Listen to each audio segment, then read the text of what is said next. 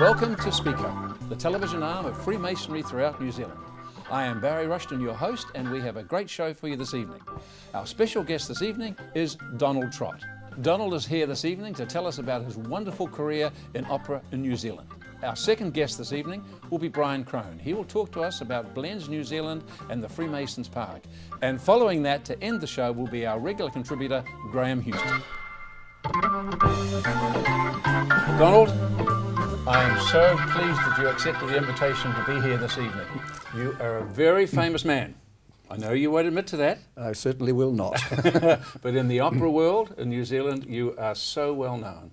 In fact, you know, I'm sure you won't mind me saying that in 2000, you were awarded by the government at the time with an officer of the New Zealand Order of Merit, correct? That for is correct. Services to opera. What a great, interesting life you've had and are having. You know, in our time in the teenage years, when we grew up, you know, boys like myself wanted to be in a band, or you wanted to sing like you know, Elvis Paisley. But you turned to opera. Tell us how you got into that and what you were thinking about getting into opera singing.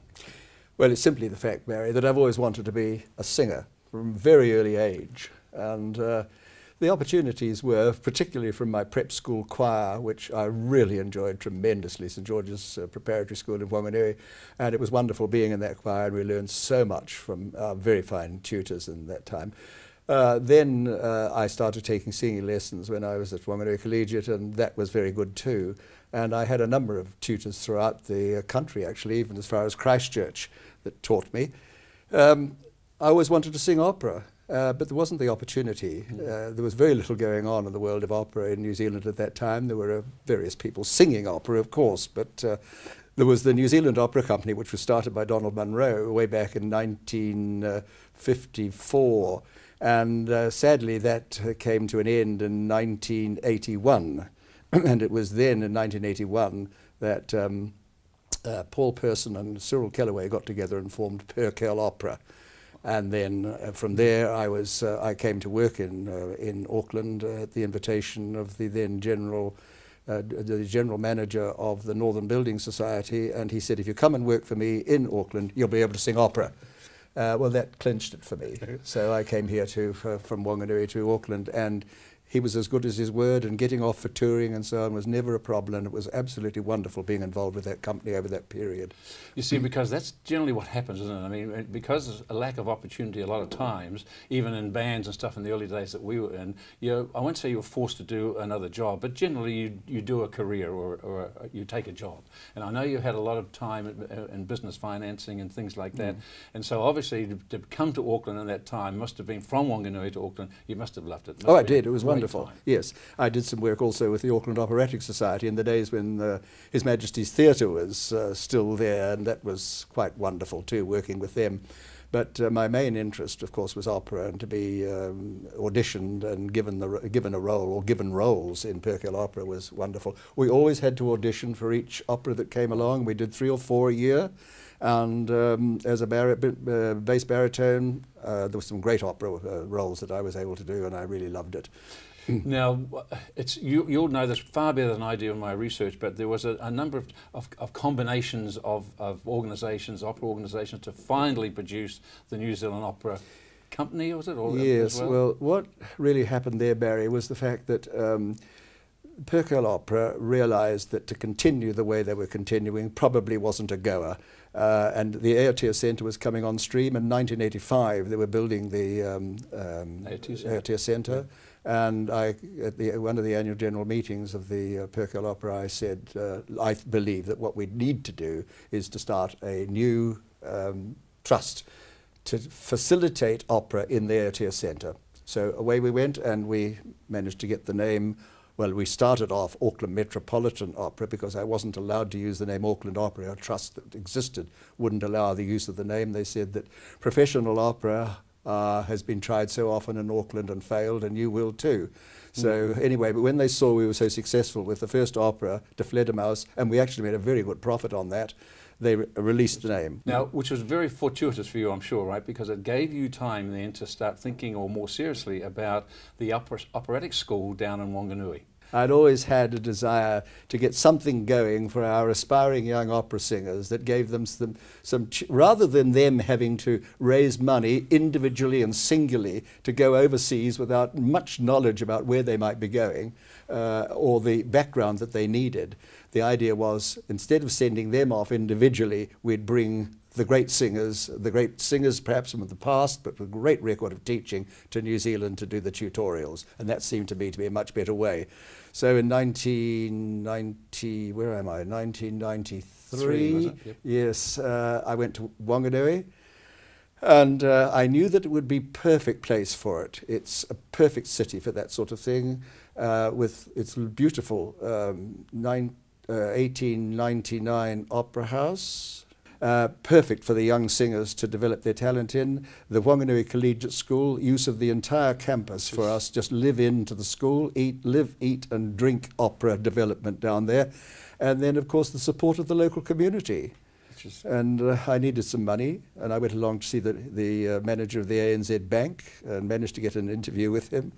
And I said to him, I would like an overdraft, please, sir. And he said to me, what do you want it for? And I said, to start an opera school. And you would have said shuffle papers and sort of move that's things right, around. And looked at the desk and, well, really. Well, anyway, to cut a long story short, he gave me the facility of a $10,000 overdraft facility, which I've never used. Fantastic. Never used. That's because of the wonderful support that the school has received from so many people. It has to be a wonderful thing. I mean, a lot of people, a lot of the audience might say opera. Well, you know, really, I'm not necessarily into opera myself, but it's actually an avenue that allows budding young people to actually train their voice, to see if they have got a voice that they could use. Because the opportunities were never there in the 60s, 70s, 80s for people who had a decent voice to learn under proper tutelage. Exactly, and that's why I started the school, and it's been very well supported, as I say, both by tutors and by music staff from throughout the country, top music staff, and by overseas international former opera singers who've now got all that wonderful talent to pass on to others, and they do it superbly.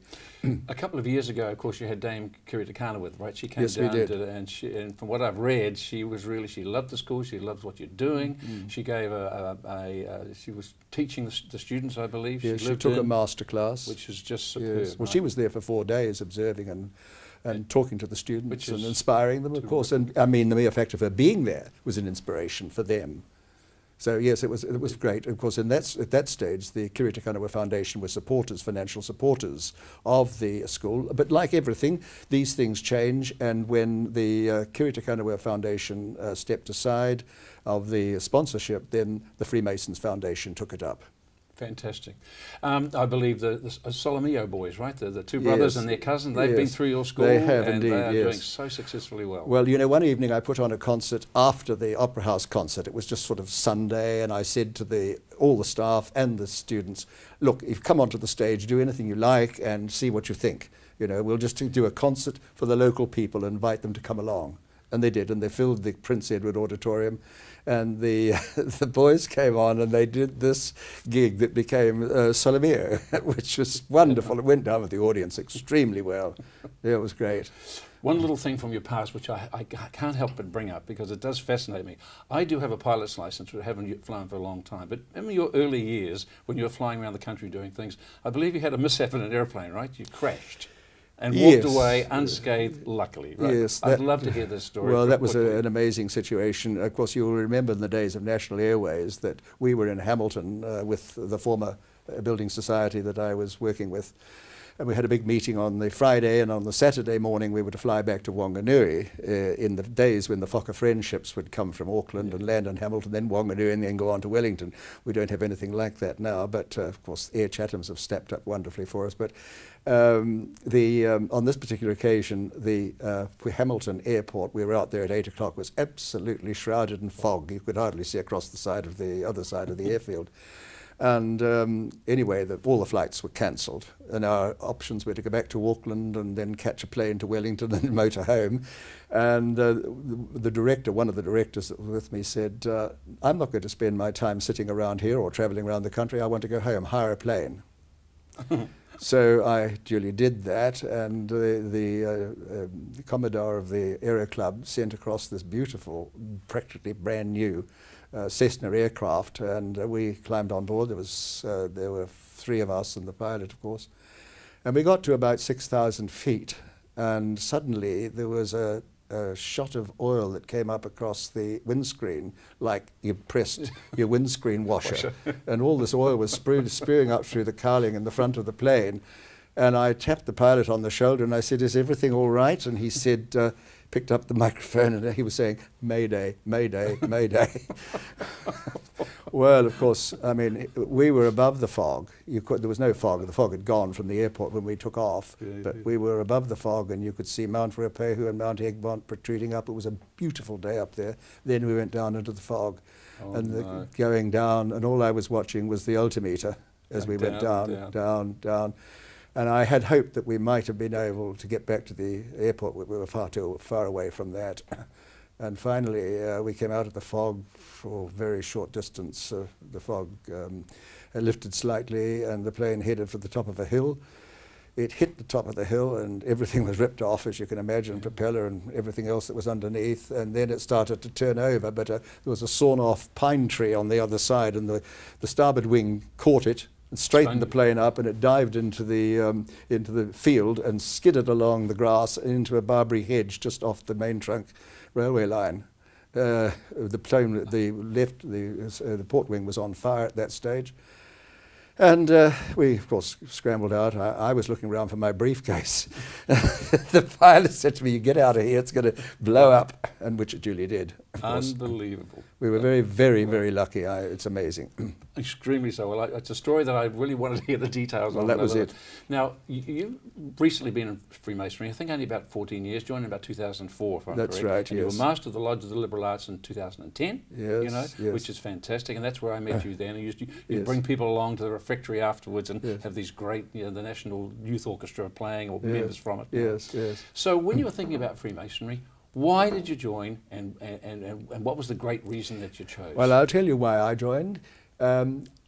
Helping us in New Zealand Opera in our Friends department, the Friends of the Opera, was a gentleman by the name of Tom Clark. No, Tom. And Tom was a very energetic and inspiring member of that group. And Tom said to me one day, he said, "Have you ever thought of becoming a Freemason?" And I said, well, my grandfather was a Freemason, and so was my father. Father less so than grandfather. Anyway, time passed, and once again he reminded me, and ultimately I completed the application form and went through the three degrees to become a Master Mason. I've never regretted it. My only regret when I stepped down in my speech at the end of my tenure, which was not your year as Master, but nearly 2 years. I kept reminding them of that. I said my biggest regret is the fact that I didn't join Freemasonry earlier. Fantastic. That's my biggest regret, and I hold to that. Well, it's great that you remember. It's great to have you here. Thank you for this evening. Look forward to talking to you again soon. Thank you, Barry. Thank you.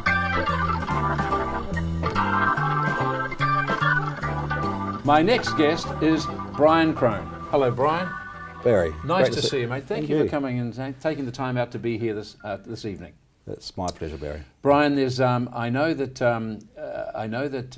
within Freemasonry that you hold a position that a lot of people never do, and it's a position called the Divisional, which is the part of New Zealand, Grand Almoner. Now, the Grand Almoner is a person who obviously takes care of people. In a normal lodge, of course, the almoner will sort of take care of the members or their wives or widows that might be around, and look for possible projects that could actually happen within their local district. But you've got a huge area, and so there are a number of projects that must come past you or past a group of you and make a decision that something effort is worthwhile somewhere. And I believe there's one special one that you either inherited or have taken over, which I know that you have a great interest in. I'll take it from that, Barry. You're referring to the project that was undertaken in South Auckland of Blends, which is the Blind and Low Vision Education Network of New Zealand, the national school for the children being afflicted with blindness or low vision. and they are based at the campus in South Auckland, in Homai, and of course a lot of our older people will know that it was formerly the Homai School for Blind. Yeah. That particular project, yes, in my current role I wasn't involved in it, but prior to to my appointment, the Freemasons in South Auckland have been known for a lot of social travelling and get-togethers, and over the years on a number of our trips we've always had a project that we wanted to support, and invariably, as I'm sure you're aware, that all our lodges are made up of men and they come up with ideas. This particular exercise, we took the approach, well, we'll ask our ladies, Great. is there something they'd like to support? Yeah. I'm a married man, as I'm sure a number are, and that suggestion can actually be fraught with difficulties. And we challenged a very prominent lady within the district, Mrs. Jan Cooper, whom I'm sure you know is the wife of a former Grand Master, to go and find something that the boys would be happy to support. Well, not so much the boys will be happy to support, that the boys will support. Yeah. So really from there we started putting the planning in motion. Now my comment about our ladies, I mean, I think from my point of view I thought, oh yes, we can put a swing or two in and it'll be quite pretty, and the boys will feel very pleased. During that development, the budgets were moving from, say, $500,000 to... Well, it went up to 1.6 million to start with, and then to, well, bring the thing back and see. But the focus was what was going to be of ultimate benefit to the maximum benefit for the users of that facility. Have you heard back from, I'm sure you have, from the blends, the organisers or the people behind how it runs, the success of the park? Have the blind people taken to it? They use it a lot. It's become part of their life. It is totally part of their life. The stories, and I hear them regularly. I'm in relatively constant contact with them. Yep. It has changed lives. Great. It is an area where children never used to venture. Now you can't get them out of it. Fantastic. Back to yourself. I know that work that you do now obviously seeps through you, and that makes you proud to be part of the Freemason organisation as well as what you're contributing here. But there was a period in your Freemason life where you actually stopped because you were doing other things. But you've now been in it since about 2003, I believe, in somewhere in that area. So obviously it's probably silly of me to ask, but obviously there's something about this Freemason organisation that makes you proud, makes you what you are, makes you want to do. What's the big thing that you think Freemason's given you, apart from humbleness and apart from, Well, Barry, when I joined Freemasonry in my early 20s, it was in the days when it was very private, and I guess then I was quite nosy, and I wanted to see what was over the fence. Like all of us, yeah. But as we all know, that you hear about making good man, better man, but it is your self-development. Yeah. And that's where I think I get personally the greatest satisfaction in that I've been able to be involved in things, not necessarily from my own skills or otherwise, that have stretched me. Right. And the organisation does that. Well, we're glad that you're back, let me tell you that right now. Time's up, my friend. Thank you very, very much for being our guest today. It's been great. That work that you're doing and the members of the lodges involved is really superb. I know there's a number of those kind of projects, I won't say similar to that, but projects on the go all the time, but that is a real beauty. It's my pleasure, and it is my privilege to be in the role that I am. Thank you for being here. Thank you, Barry.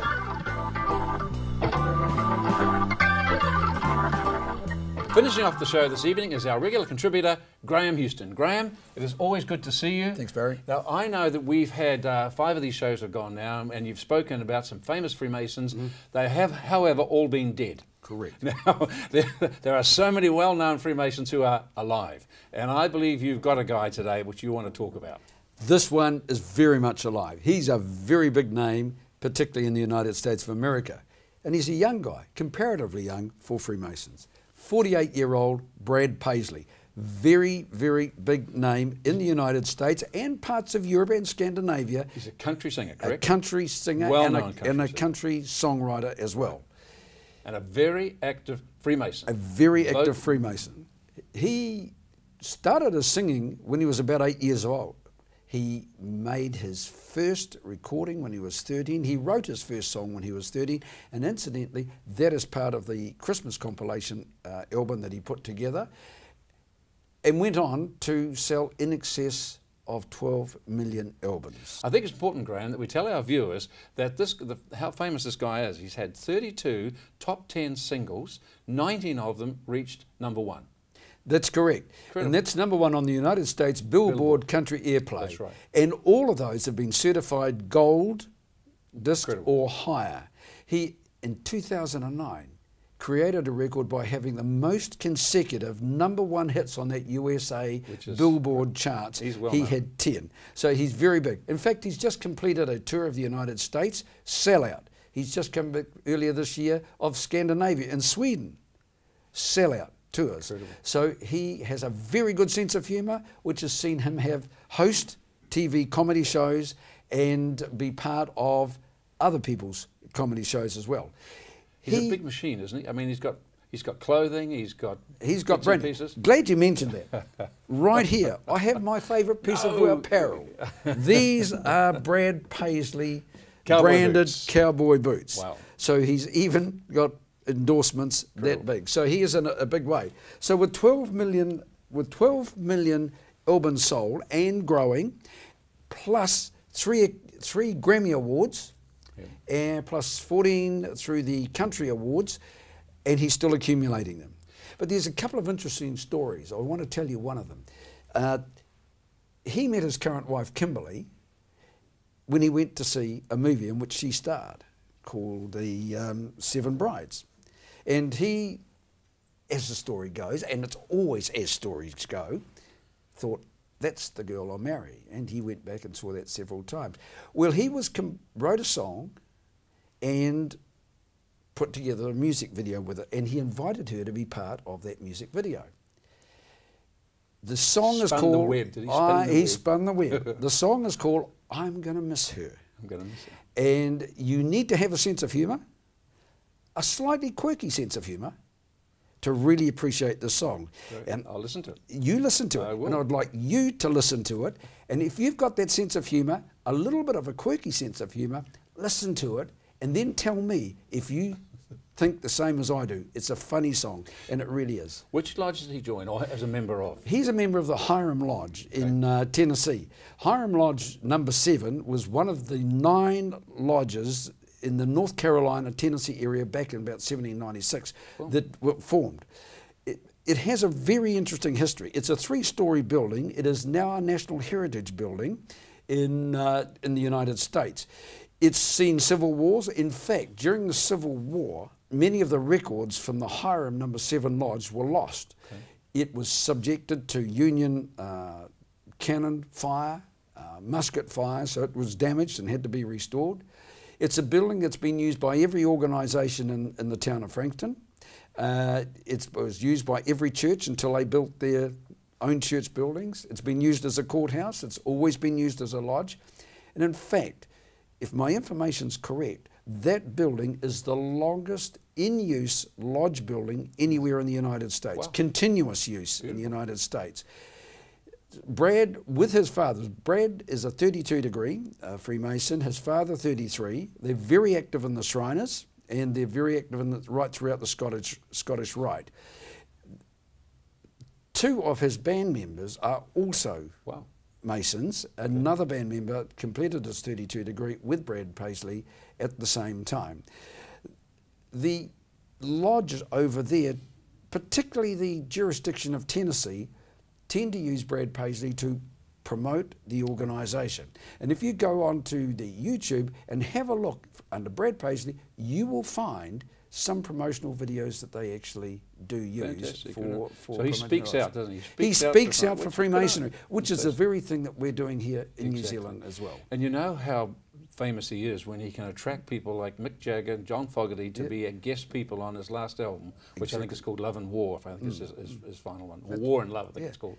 Well, there are songs that are written, that are played by some pretty well-known people that have been written by Brad Paisley. Now, you'll be familiar with the Pixar movie studios Cars franchise. Well, on that Cars movie, there are 3 songs in there which he wrote, and a 4th one which he co-wrote. Okay. So you don't see his name always in the light, but he is one of the people that, young people coming into Freemasonry who, in my opinion, live by the tenets and principles of Freemasonry, as they should be. And to the extent where the Grand Lodges are prepared to use him as the face of Lodge to do that. Well, a good choice, Graeme, for a living, breathing, alive, famous Freemason. Yes. Another claim to fame is that in 2015 he went with President Obama to Afghanistan to entertain the troops. Wow. And as a result of that, he was given a particular souvenir. Now, in his home, he has a fabulous bar. If you look at it, you would think you are in a very posh hotel. And it is, he says, it's the only bar in the world where you can go and order a bourbon and have it served in an Air Force One glass. Little memento from the plane. Memento from President Obama, yes. Graeme, a great choice, mate. A living, breathing, famous Freemason, speaks out for Freemasonry. We don't know him that well here, of course, but he's well known throughout the world. Very well known, choice. Particularly. Thank you, Graeme. See you next week. That's our show for this evening. Thank you very much for joining us. If you would like to know more about Freemasonry, please do go to the Freemasons website, which is freemasonsnz.org, or the telephone number below, and you can ask any question that you would like to know. So until next week, see you again.